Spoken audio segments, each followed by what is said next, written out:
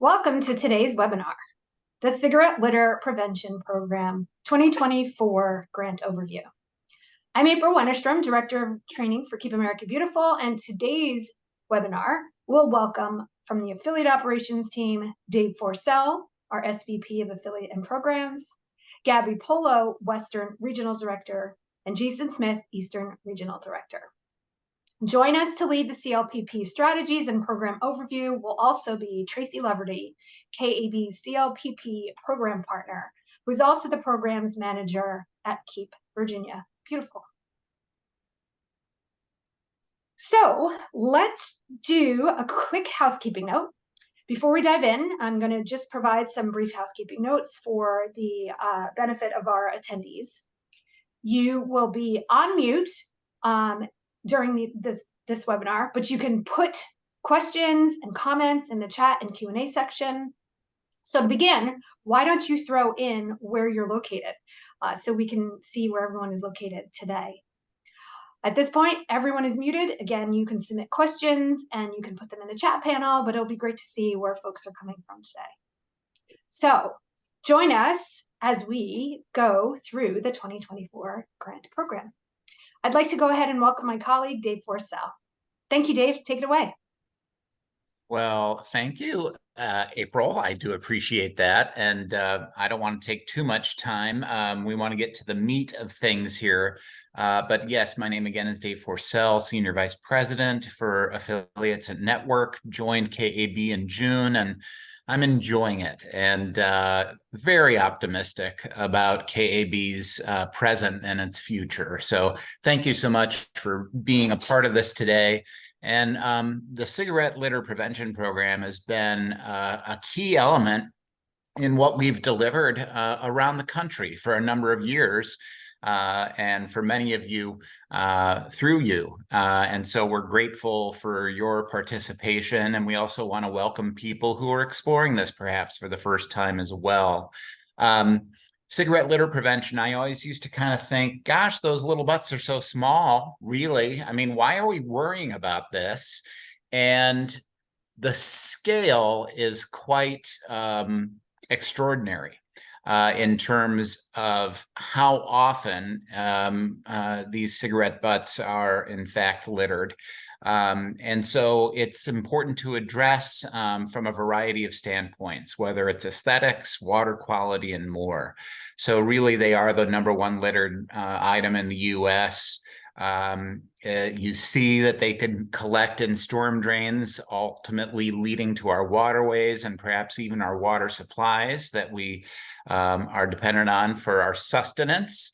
And so it's really important that we address this. One thing I have learned at Keep America Beautiful too is just the impacts that the research suggests that cigarette butts have on nature and wildlife truly impairs their health and well-being. So there's all sorts of reasons to get involved. And so I think I can happily turn it over at this point, but maybe perhaps just a few other things to highlight. Our data suggests that half of the cigarette litter that is existing in your community will go away when you engage in this project. And so we're proud of that and happy to be a part of it. The other thing that you may not be aware of is that not only is this litter prevention, it's about reuse. We work with a partner named TerraCycle who creates wonderful products from used cigarette butts. And so we're very happy that this is not only a litter story, but it's a recycling story. And we're also happy to say that we have some money we want to give away. And so we're looking forward to having you all learn and hopefully be a part of things.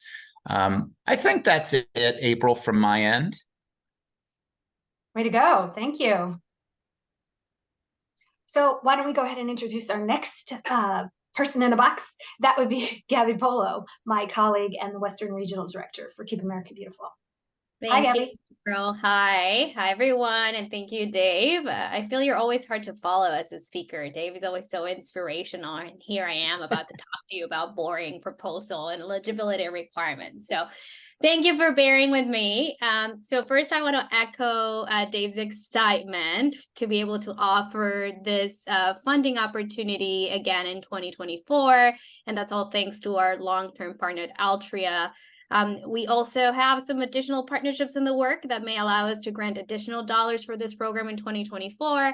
But this year, we're basically expecting to award some grants ranging between $5,000 and $20,000 for our CLPP program. And that total amount dispersed is going to be depending on the funders that we have secured. So just wanted you all to get that high-level picture of the funding that is available.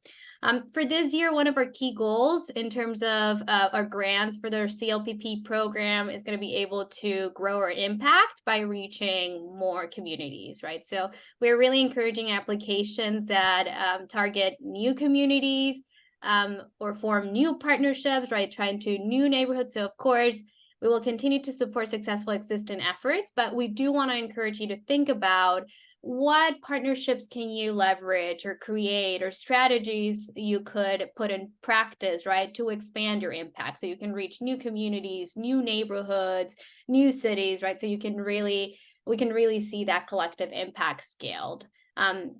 And since our goal, as I mentioned, is to reach more communities across the nation in 2024, this grant is going to be open not only to KAB affiliates, but also to nonprofits, local governments, and other community organizations who wish to implement our four-step cigarette litter prevention program approach in their communities to reduce cigarette butt litter, and also, as Dave mentioned, kind of promote its recycling so it can be turned into new beautiful things.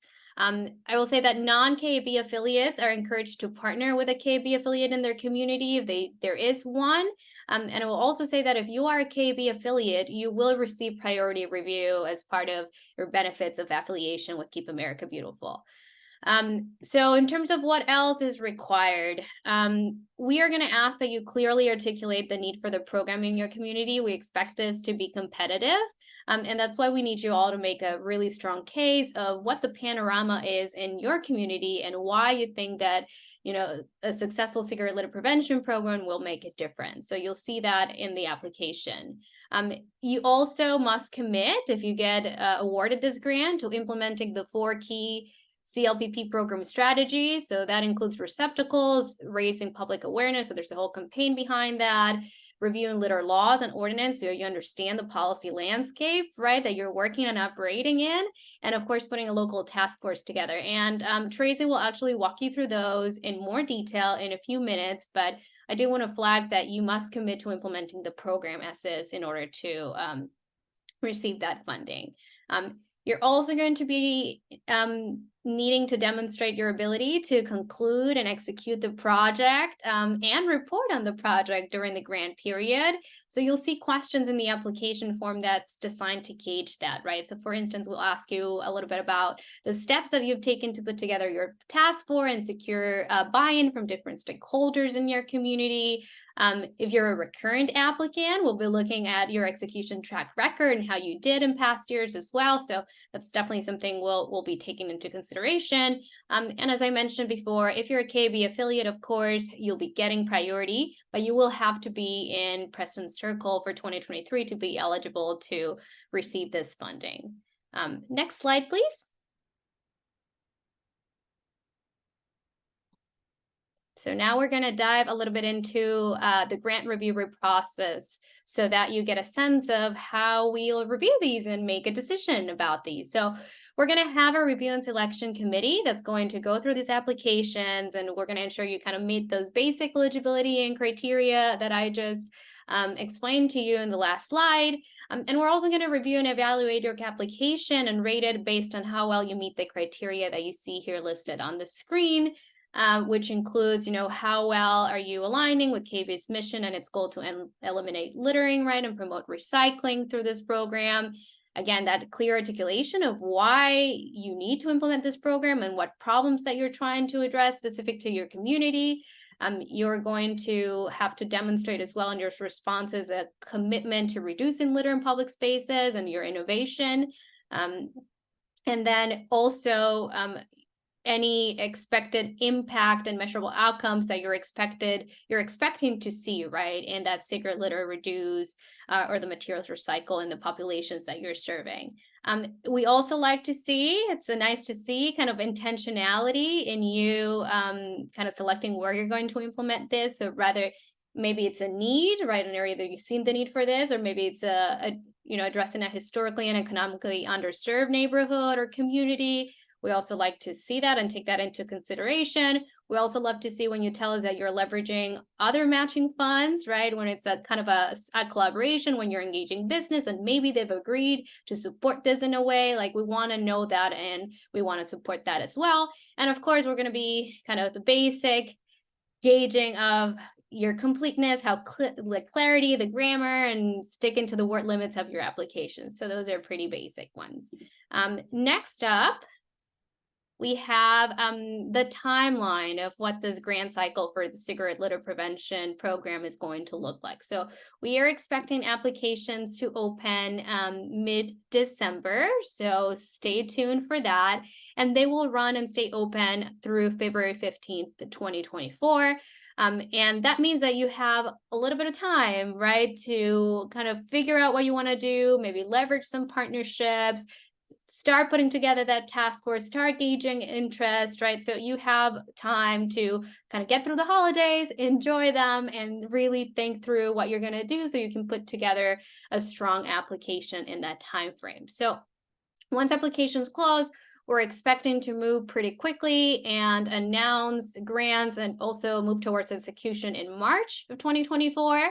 And that would leave us with an implementation period between April 2024 and May 2024, right? And that's going to give you through December of 2024 for implementation.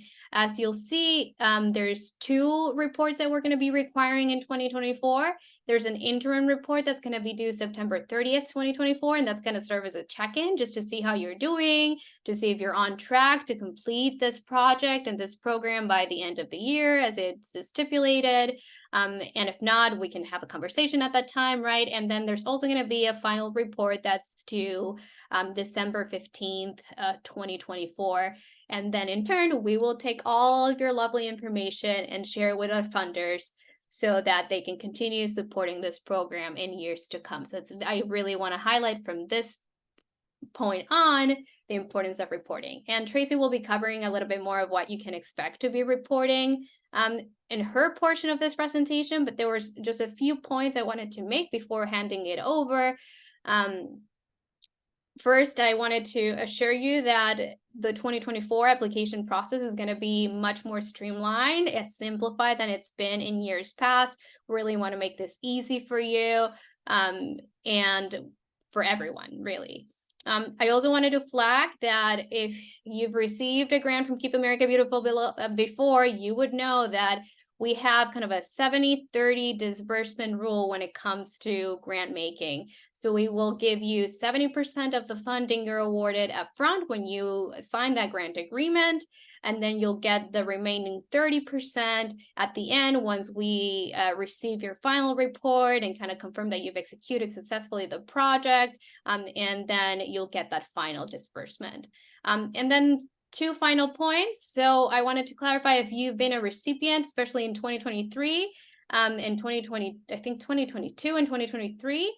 In 2024, KB will not be providing free receptacles, right? So as an applicant, if you're going for this, you should plan to allocate budget in whatever you apply for to purchase those receptacles. So we will be providing still free pocket and auto ashtrays as part of your application. So no need to budget for that. But if you're planning to purchase any receptacles, mounted or urns, please include that in your budget, in your request. We're still determining receptacle fulfillment mechanisms. So we're exploring whether we're gonna kind of provide you with options. So stay tuned for more information on that. But again, just reiterating, please make sure you include funding to purchase those receptacles because we will not be providing them as part of this grant in 2024. And then just a final note, as you think through budget allocations, usually we recommend and encourage applicants to allocate about 50% of your funding towards infrastructure, which is the receptacle. So just keep that in mind as you plan and submit your applications. With that, I'm going to hand it over to Tracy, who's going to go a little bit more in depth into some of the CLPP strategies and share a little bit more about some resources that you all have to put together a strong application and a successful program, as well as some reporting. Tracy, take it away. Before Tracy begins, sorry, on the back end here, the ghost in the machine, if you will. There is a question in the answer. Can you just repeat again one more time, Gabby, for the group, what we will be providing and how they should allocate funding and infrastructure? Thank you. Absolutely. So in 2024, you are going to be receiving a cash grant, and you're going to be receiving however many auto and pocket ashtrays you request, right? We will not be providing mounted receptacles as part of your grant. So if you do anticipate needing any mounted receptacles, right, either to replace ones that maybe are not great anymore or to, again, expand your reach in new communities or new neighborhoods, you should allocate some budget for that in whatever your request is. The recommended amount is about 50%, but we understand that all of you are implementing different programs. You have you're implementing the program in different contexts, let's put it that way, and you have different needs. So there is flexibility, but the recommendation is that, you should be supporting some infrastructure and receptacles with that fund. So any questions? Did I articulate that clearly? Yes, you did. Thank you so much, Gabby. I might actually end up covering a little bit of that as well when I get going. Awesome. All right. So I am excited to be here to explain a little bit about how this program works. Again, I'm Tracy Leverty. I do work for Keep Virginia Beautiful, and I also assist Keep America Beautiful with their cigarette litter processes and implementation and that sort of thing. We've been active in the program for I would say going on 10 years. We've got affiliates across the country who have been doing it a lot longer than that. The program, as I think Dave mentioned, has been going on for 20 years. And we're making great progress. And just the addition of being able to recycle butts really gives us a nice talking platform and a positive message when we go out and try to convince people that saving their butts is a good thing. So again, if this is the grant overview, this was meant to educate you all from a newbie standpoint all the way to someone who's actually implemented before, just to understand if anything has changed with the grant process. But for the new folks, understanding what it takes to make the program successful is pretty important. And so we thought we wanted to go over those right off the bat with everyone. And I'm going to move my little screen over. I think Gabby mentioned very lightly and broadly that you'll want to get familiar with your local litter laws, obviously specifically around cigarette butt litter. Clearly, a lot of you all, I looked at the registrants, and many of you are with affiliates or other city organizations. And so you are probably pretty aware of the litter laws and cigarette laws for certain now. It used to be, 15, 20 years ago when this sort of thing started, not everyone had smoking bans. But again, getting familiar with what those laws really do dictate in different areas, understanding where people are allowed to smoke sometimes is easier to manipulate than where they cannot smoke. So in any case, get familiar with that. And in any way, shape, or form, when you are active in the community, advocate for stricter laws and enforcement. We all know that our police and our enforcement agencies have so much to worry with and deal with. But at the same time, it is against the law to litter, especially cigarette butts. All right, so that's the first thing. Get familiar, know the players in your community, know who else don't like cigarette butts. They're going to end up being a part of your team. You'll want to educate the public using all the different public services methods that you have, any advertising partners, all of your environmental friends, groups that you work with in your community. Make sure that they know about this. Certainly, if you're going to put this much effort into getting folks to put their butts where they're supposed to be, you're going to want to have a somewhat of a campaign around it and let people know what you're doing, and take advantage of that, and let the media know, etc. One thing I will step back, and these are really the nuts and bolts of the program. The very most important step really is in the beginning, and again, I think it was touched on briefly, but you're going to want to get a team together. There's a neighborhood that you've identified or that you've got in your mind that you want to tackle. You're going to want to put together a task force. Again, if you're new to this process, it can be an amalgamation of a number of different folks, but you're going to want to have folks on board that are going to give you the approval to install receptacles, and who are going to have some sort of ownership in maintaining them. So that's probably an overarching point that should be made, is very rarely does this happen with one person. It's usually a team and then a cadre of volunteers that are dedicated to, along with other cleanup processes sometimes, are checking on these receptacles, collecting the butts, and now with this extra step over the last couple of years, we're requesting that everyone recycles them. So, all right, back on task for the nuts and bolts. The other piece of the program that is obviously pretty instrumental are the ash receptacles themselves, and where you place them. This is it can get technical if you're going into an area that you're unfamiliar with. If it's a downtown area or a park situation. Really, every situation is kind of different, and you'll want to make those assessments on the number of receptacles you'll need to have an impact, based on where the transition points are. And if you're not sure what those are, we provide all of the background on that. We have worksheets that help you walk around an area and make sure that you're picking the right area and choose the places where the receptacles go. All of that is a part of the resources that we can help you with. But it's really getting the receptacle at the right place at the right time, where you're going to catch that butt from that person so that they don't have to throw it on the ground. And again, we have all of those. If you don't know what that is already, we can help you identify that for sure.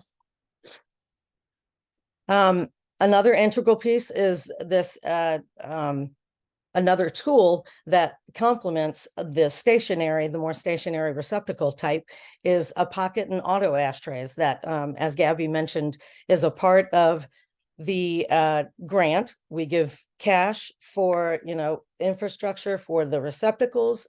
These are a gift. They're a support gift, if you will. And the pocket ashtrays go hand in hand when you've got situations where there's a receptacle or urn outside of a bar or restaurant that has regulars. And that bartender can easily hand out pocket ashtrays and car can ashtrays to help those folks when they're away from the opportunity to put their butt in the right place. They've got a more mobile option that, and then they can even walk around with the ones in the butt. They're great at festivals, and so they don't only have to be used where a receptacle is. They're meant for the community, basically, however you can utilize them. All right, and then the most important piece is, and Gabby's right, there are 4 pieces. It's distributing those. And then the 5th piece is really the action piece of maintaining the receptacles, collecting the butts, and then getting them off to TerraCycle to be recycled. That's a super, super cool new part to our whole program. And actually, I think Eric is on the video. I'm not sure, but if you do have questions about TerraCycle, I want you to plop them in the chat, and if he's on the call, he can answer for us. I see some questions going up. Are any of them relevant now, April? All right, we'll move on. Just a little bit more about the amazing partnership with TerraCycle. They're free to send off. So when you make a commitment in your community, you've got this team running around collecting butts. There's an easy method. Again, we've got training and all the necessary tools for this as well. How to collect them, how to box them up, and sending them off to TerraCycle. And the newest thing that they've implemented that's going to be so successful, I think, is the fact that Keep America Beautiful gets $1 for every pound, but so does a local affiliate. So if you've got groups around town, even individuals who will collect their butts at home and send them in, they can designate a local affiliate to get $1 a pound. And let me tell you, that really adds up. So that's a great, exciting thing that they're doing. And that QR code right there, if anyone wants to whip out their phone, that's the link to the TerraCycle site that explains all of the shipping and getting free labels and how easy that is.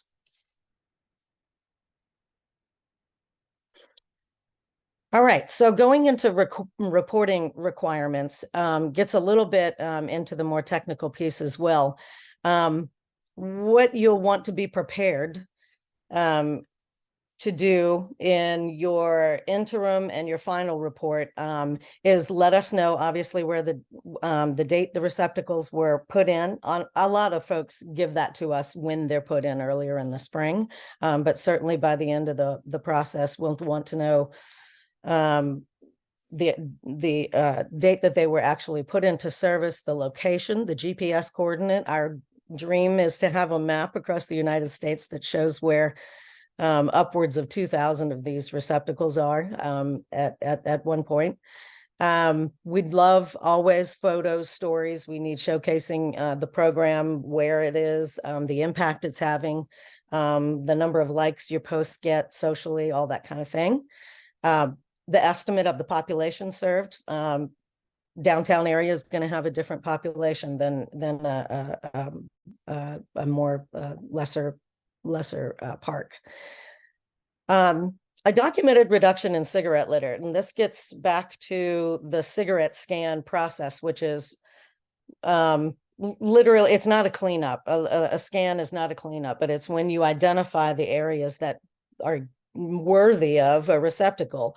And that is literally counting the cigarette butts that are in an area and deeming it, and we can help you figure that out, but it's, anywhere from 100 plus cigarette butts in a small enough area that'll designate the location of a receptacle. And then there's the larger area that you're considering.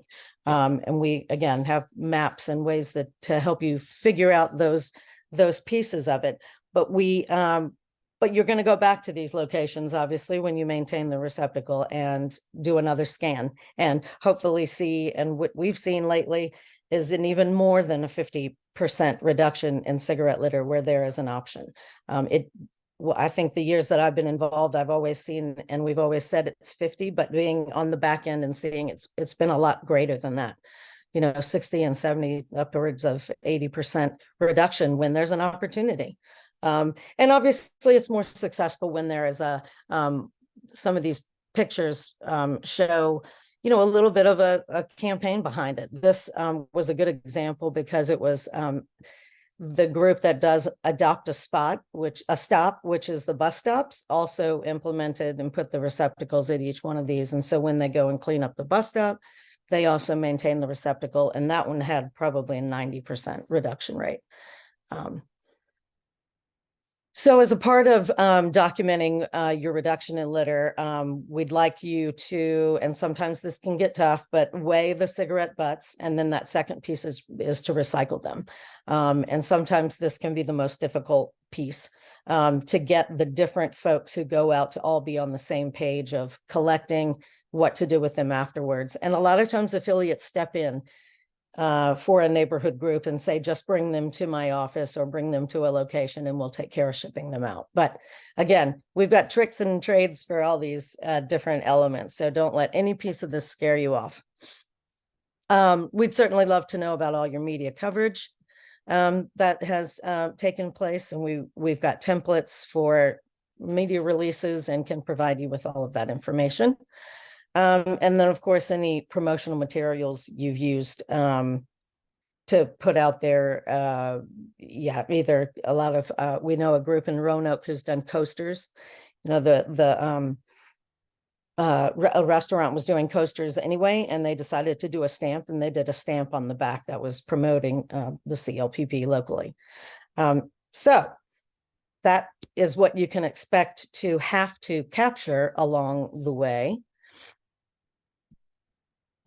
And now, I think Gabby and I were just going to tag team this a little bit. Did you want to take over here, Gabby? But we've got, I'll just say we've got a lot of affiliates out there who have amazing success stories.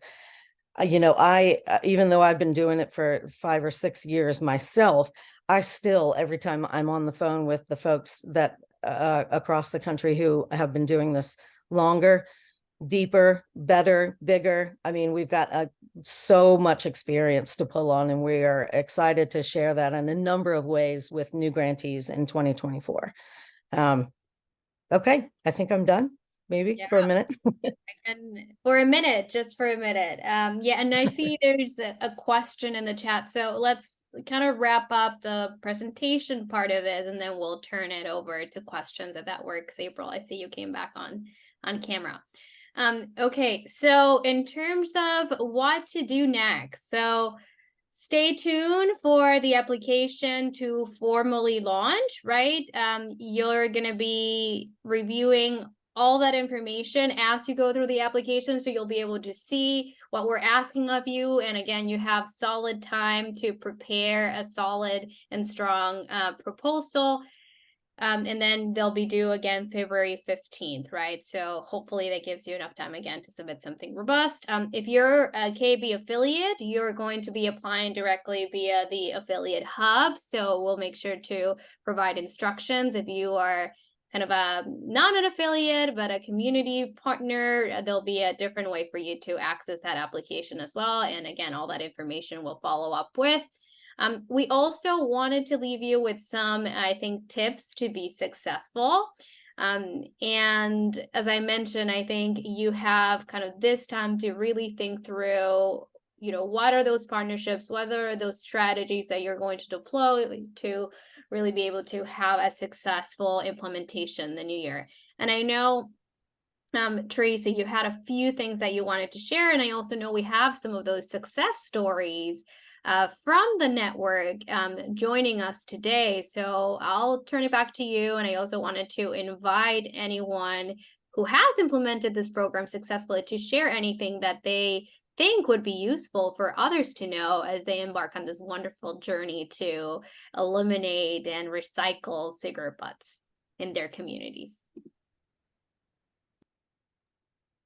I love that. I wanted to, you know, to give tons of credit to Tracy, but also credit to the network. Today's webinar is very well attended with people who know nothing about the CLPP and veterans who are using the CLPP. It's always super interesting to see who is going to show up and what they want to provide and what they want to get out of this. So I think just really important to know, you know, as we were developing today's webinar and just having conversations internally about how to prepare for this and figure out how we can, you know, offer more resources for the network for somebody who might have never implemented it before or someone who has for multiple years. So I love that you referenced that, you know, in the very beginning. So thank you for doing that. How about this? how about with that, if you don't mind, Tracy, I know we were gonna call out some folks, but why don't I launch a quick poll? We were gonna launch this poll at the beginning, but we got so excited about seeing where everybody was coming from. So I'm gonna go ahead and launch this poll. I made a few adjustments for the group and give you guys an opportunity for those who are on the call today to take a second to answer the question. So we ask, what was your level of knowledge about the cigarette litter prevention program prior to today's webinar? Extensive, moderate, somewhat, and nothing. And did you notice I put but with 2 T's? But. I was very curious. So That's why awesome. don't you all who are attending today, we'll get to about 80%, and go ahead and launch the poll. So I'm liking what I see here so far. But okay, how about this? Awesome. We got about 85% participating. Some people call in so don't have access to the actual online webinar. So I'm going to go ahead and end this poll. I'm going to share these results because I think they're really cool. So the question again was, what were your level of knowledge about the cigarette litter prevention program? So how about that? What do you think about those numbers? We have some I love it. We have a lot of opportunity here in this group, and I know in this next grant cycle. So I'm looking forward to that. And as you referenced about opportunities on the hub, we do have a group there. We have a steering committee who are very interested in sharing resources. So as we get closer to implementation for those who are selected, I think that will be really valuable for those who are implementing the CLPP this year or next year. And then maybe Awesome. we can transition to the questions, April, if that's okay. Yeah, perfect. Yeah, I kind of was you know, have the steering committee ready to answer questions. You know, I was like, when it is your expertise, when you feel like you have an answer, and we've got everyone's very confident in that group and has lots to share. So yeah, if my steering committee folks, Leah and Leanne, Lisa, I know Felita, I know Felita's I think Felita logged in. If you all have anything to share and ability to answer these questions, it's not all ever going to come from us. That's the thing. It's a sharing thing, and we all just learn from each other. So yeah, let's take some questions. Okay, great. I think the 2 we have, April, looks like we can answer. So if there's any more that come in the chat that the steering committee wants to chime in for, I think we'd love to hear from them. So Jess is asking, hi, any way we can get the free car ashtrays or pocket ashtrays co-branding with the affiliate information? I'm going to say that there isn't, right? Those are going to come standard to you. However, and this is a good opportunity to elaborate a little bit more on the budget, right? Remember, we recommended about half of that budget to go towards infrastructure, right? So receptacles, mounted receptacles or urns, depending on your needs. There's also room in that budget for other expenses, including marketing and educational expenses. So if you do want to go ahead and create any sort of co-branded stickers or materials that kind of put your brand out there, but also help you spread your message of, hey, don't litter me, I'm recyclable, recycle me, right? You're more than welcome to, and you can build that into your budget. So again, you can budget for infrastructure, you can budget for personnel and staff costs, right? If you need to. There's also budget for marketing and educational purposes. And I think there's a little bit of room for other things that may be miscellaneous for you to put that. So as you think, again, through your program and through your budget, it's going to be very important that you kind of make a clear rationale as to why, right? What the need is and how you're going to deploy that. So hopefully just. But certainly stickers to brand, you know, what we give you more to your local is absolutely a great use of that, of your funds. Absolutely. Yes. And we've got so many pocket ashtrays. Don't ever let, that we can print a lot of stickers. Great. And then I'm going to take one more from Evelyn, incoming executive director for Keep Oklahoma Beautiful. Hi, Evelyn. Nice to have you here. So she wanted us to expand upon explanation of pass-through funding as opposed to direct funding and what that looks like in program execution. So actually, Tracy, I just want to make one point here, and then I'll pass it over to you because I know Keep Virginia Beautiful probably has a lot of expertise there. So the one thing I wanted to clarify, Evelyn, is that we do require or ask that you, if you are kind of passing through the funds for your affiliates in your state to implement that program, they must be also in President's Circle with Keep America Beautiful. So that's the one requirement that we have on our end. Tracy, would you be able to elaborate a little bit more on what that looks like based on your experience, either at Keep Virginia Beautiful or other state affiliates? You know what? I apologize. Can you repeat what, like, if it's a state level affiliate that's applying for a CLPP grant to pass through that funding onto their affiliates, what does that look like in terms of execution and any tips there? Sure. Gosh, that can happen in so many different ways. That's perfectly fine. I mean, honestly, we have partnered with several of our affiliates in that way. And then we also do work with neighborhoods on our own.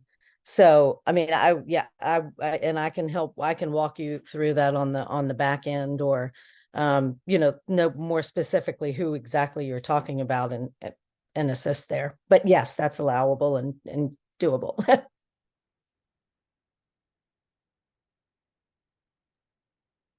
Great, and it looks like we have one final question. April, do you want to take that and read that one out?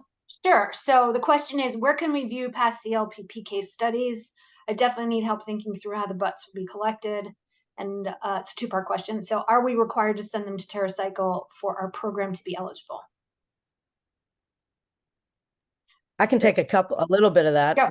I'm working on with the steering committee coming up with case studies that are all just real easy to read, one-page templates. So, and then certainly how to get in touch with a case study that resonates with you in order to get the, additional support that you might need. So look forward to that as one of those resources and tools that you, will have here in the beginning of the year, hopefully even before the grant is due in February.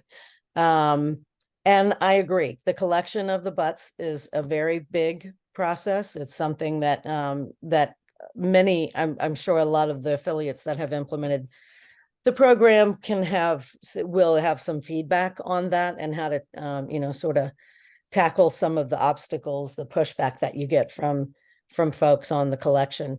And then I got to be honest with you, I'll turn it back to Gabby on whether it's we require it because it's so important, but we do know that it's a challenge.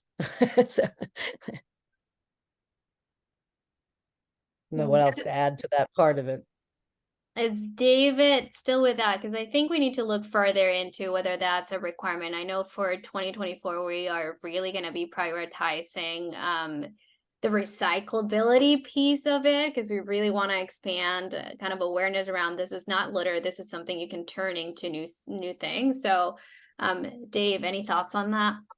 I think it's a really good question. We are very interested in seeing the cigarette butts being recycled, but in my short time with KAB, I don't think that I've had that question, and I think that's something for us to consider. So we'll probably have to provide some more guidance on that. We like the idea of it being recycled if we can. And then there is a question about weighing the butts. And Tracy, I know we have had some experience with that. Maybe can you speak to some of that? Sure. It's typically when they're done at the scale, it is the type of thing that you adopt a pretty basic and consistent box, if you will, and collection mechanism, whether it's a plastic drum or a bucket or if you will, but the box will always have a weight. And then when you fill it and you weigh it again, you should be able to deduce. But you're right. If you're just doing 2 canisters full, it's going to be difficult. You're going to need to, sort of let them pile up a little bit more, if you will. We're also always working on innovating. So if anyone's in the program or getting ready to get into it and has any ideas, we love to hear them. We may never heard them before, and we may be able to implement them, but we're always innovating. And what we're trying to come up with is an envelope style shipping container that people can ship butts back easier. So that's a packaging company that's Santa Fe is working with, that are trying to come up with a solution for that. So we do recognize where the challenges are, the collection, then the holding on to them until you have enough, and then, getting that person to actually take the extra step to package them all up, print off the label, send it off. And now we're talking a little bit of, in Eric's arena, and I'd love, because he is on board on the call, and I'd love for him to pipe in if he wants to, and give us a little bit more background on TerraCycle and how easy it is. There he is. Can you allow him to? Yes, I did. So I think he can he can chit chat now. Can you hear me? Yeah, we can hear you. Go, Eric. Excellent. Hey, Excellent. Eric. Yeah. Welcome. So yeah, thanks for bringing me online with you folks. The recycling component of this program is really simple and turnkey. You can gather together any cigarette litter that you collect from receptacles, from sidewalk and street sweeps, from litter cleanups, and you sign up for a free account right on the TerraCycle page. And in the chat, you'll see a link that leads to a form.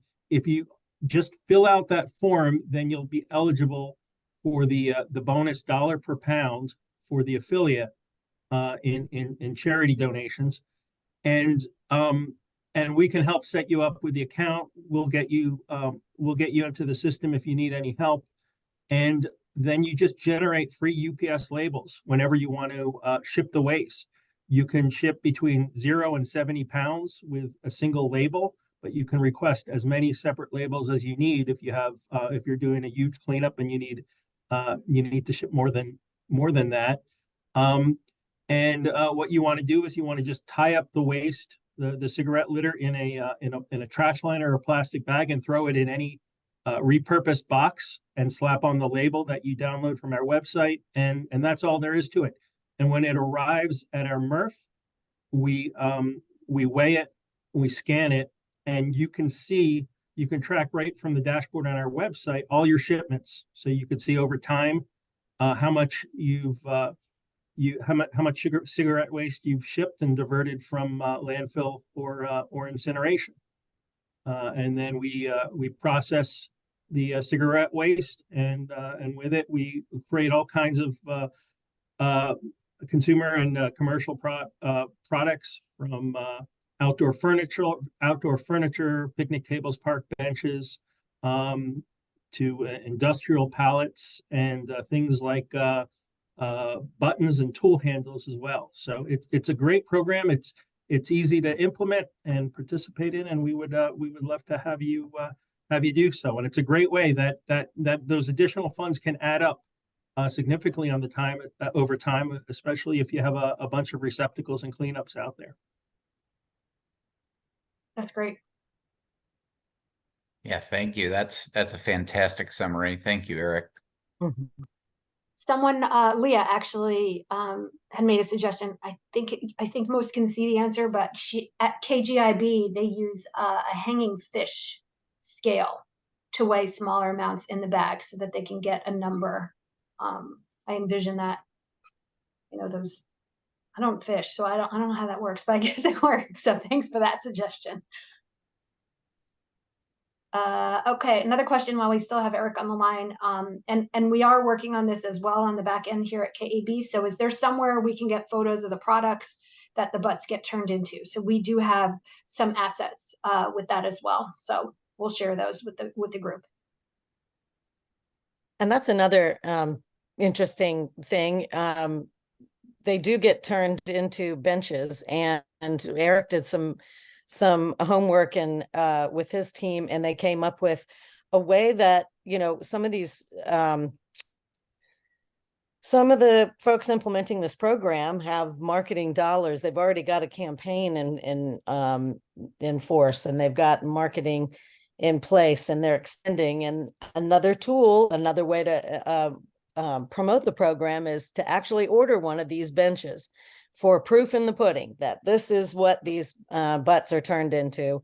I've got my affiliate that I just finished my grant work with is still considering doing that. Right now, the shipping is as much as the benches are, and so it's a little bit expensive. They're about $1,000 and then another $1,000 to ship them around. So we're trying to explore ways to bring that cost down by perhaps, several affiliates getting on board with one shipment at the same time in Virginia and getting it to a local place. They are heavy, as you can imagine. If you've ever seen the ones made out of plastic bags, they're real heavy. But again, think about how cool that is to put that in a park or a downtown area or at a bus stop that has a CLPP in place. And you can literally see what the butts have been turned into in your community. I mean, it's really, and a great media story. And that you can use your marketing dollars for. So just another cool way to use your funds. Thank you, Tracy. And Kristen had a question that disappeared when I asked a clarifying question as a response. So she wanted to know if through the weight tracking, if TerraCycle is tracking weight of butts collected right through that $1 incentive, if they can use that number and that tracking mechanism as part of their reporting for KAB. I think the only thing would be, I think I would need a little bit more clarification on timeline, because I think that's like, it's just collective tracking, or like it tracks, right, all of the time you've been doing it. And for grant purposes, there's a specific timeline, Kristen. So I think we need to double check a little bit more if there's a way to kind of pull that data for specific time periods. So we can get back to you with further clarification on that. But that's a great question.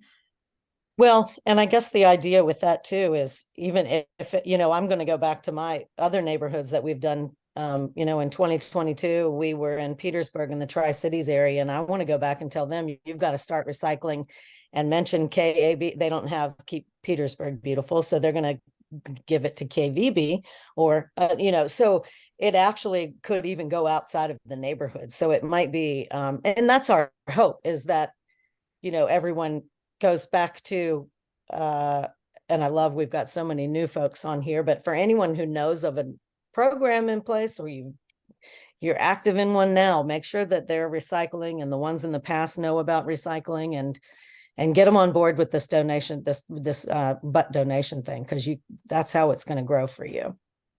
One more thing, if I could, I would just like to add, we're very appreciative of Tracy's talents and time, and also with her help, we've gathered, I want to reiterate, a number of leaders who are experienced in this work and are more than ready to help. And so on the affiliate hub, this stuff is not simple. It's a little complicated. The idea is quite simple, but execution is a little complicated. Mm-hmm. So the fact that we have veterans who are willing to advise and support on the hub is really great, and I encourage people to take advantage of that. I mean, that's the benefit. One of the biggest benefits of being a KAB affiliate or involved in a program is that don't reinvent the wheel. There's no reason to, right. And as Tracy was saying, everybody is innovating all the time. And we, as an organization who've been with this program for more than 20 years, are still learning, interesting ways to really tackle this issue and work. The recycling component that wasn't really a thing when we first started. Now look at it. I mean, it's just amazing how much it's grown in terms of its scope and work in supporting communities as well. And it looks like Eric just answered a question. Thank you, Eric, for that. So apparently they do weigh and scan when shipments arrive, so they can provide reports for all shipments for specific time frames for accounts. So there you go, Kristen. That's a innovation in the making right there, right? Why do you can't ship them, get that number for you, and then get an extra $1 there once you reach that milestone. So that's exciting. Thank you, Kristen, for that wonderful question. And thank you, Eric, for that wonderful answer. And I had a thought when we were talking about that whole, is it required? We can, I'm sure everyone's going to go into this and apply, when you apply with every good intention of recycling, it's really, in September, if you're having issues throughout the process, we'll kind of know and we'll try to help you. But if you go into it in good faith and in September, you've done a little bit of recycling or as much as, and then in December, there's all these check-in points. You're never going to be on your own. If there's issues, there's, it's not the end of the world. What we will do is help you find the right people that will innovate with people who are good at recruiting volunteers that will take the minute to do this. So never fear, we will assist all along the way. We don't just give you money and then don't check in with you. So it's a supportive thing. Looks like we're wrapped up with the questions. So, fantastic job. It's always so good to hear so much positive work coming out of the network and being supported by Tracy and the staff at KEB. This is one of our stronger programs that really see results, and we want it to continue to be a successful program for our communities and for our affiliates and for the organization. So really appreciate that. Before we move on, I just want to announce that we have made live our registration for the 2024 National Conference, The Power of Beauty. It will feature a researcher, esteemed researcher, author, and co-founder of Homegrown National Park, Doug Tallamy. He famously said, as Dave continues to repeat, which I love, garden as if your life depends on it, because it does. He also has a best-selling book on the New York Times bestseller list in 2020. So if you are interested, you don't have to be an author, you don't have to be somebody famous. If you're interested in also presenting at the national conference, we are still accepting call for presentations. Some of the areas that we're focusing on are recycling right. So the CLPP program is like a great opportunity to talk a little bit about that. Educational initiatives and best practices for reaching audiences of all ages and abilities. Maintaining green spaces, community green spaces. So if you are so inclined and interested in submitting a presentation, you can see the link on the KEB Hub, and I'll throw it also in this chat cycle.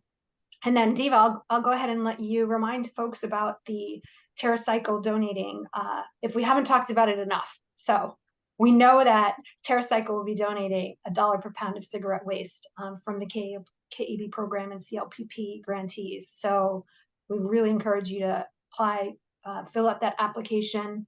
And Eric actually just threw in the chat here, if any affiliate would like me to walk them through the process, they can also schedule a time to chat with the team. So I'll go ahead and throw that or in the chat for everyone to see as well. So if you have questions about that, he's a great resource for that as well. Dave, I think that's a fantastic option. And I think we're good. How excited is this? We managed to pull it off in an hour, and I am thrilled at the number of people who attended today. So thank you for that. I'll go ahead and put in the link for the national conference, as well as the call for presentations for the team. But if you have any questions, by all means, reach out to your regional director or myself or Dave or anybody on this call today. We really look forward to your applications. So thank you for your interest very much. Thank you.